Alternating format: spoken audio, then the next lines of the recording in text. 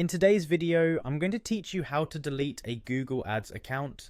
This might be something you need to do if you no longer use the platform, are looking to manage your online presence differently, or want to eliminate unnecessary charges from an inactive account. With this step-by-step guide, I'll walk you through the process to ensure it's as straightforward and stress-free as possible. First, you'll want to ensure that you are already signed into your Google account. This is important because only then can you access your Google Ads interface. Once logged in, head over to the overview page of your Google Ads dashboard. This is essentially where you'll begin the journey of deleting the account. Next, take a look at the left side menu and you'll see a tab labeled Campaigns. Go ahead and click on this. The campaigns section is where all your active campaigns are listed, and it's an aspect we'll need to explore to manage any final details before account deletion. Following that, once inside the campaigns section, you'll want to click the cogwheel or settings icon. This icon is a gateway to various customizable options for your account. Upon selecting the cogwheel icon, find and click on your campaign name. This will give you access to specific campaign details, where you can review things further if needed. Then locate and select conversion goals. This area outlines the specific goals you might have set up for each campaign, giving you a chance to see what kind of conversions were being tracked prior to deleting the account.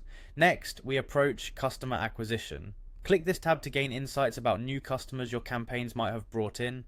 It's great to understand this data, especially if you're looking to assess past campaign performance before deleting. Afterward, look for and click on Marketing Objective. This section lays out the main goals or strategies of your ad campaigns, providing a snapshot of the kind of marketing objectives you are aiming for. Proceed by clicking on the campaign status option.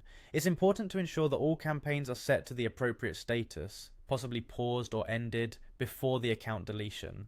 Next up is the network setting, where your ads might have been displayed. Dive into these settings briefly to confirm where your ads were running.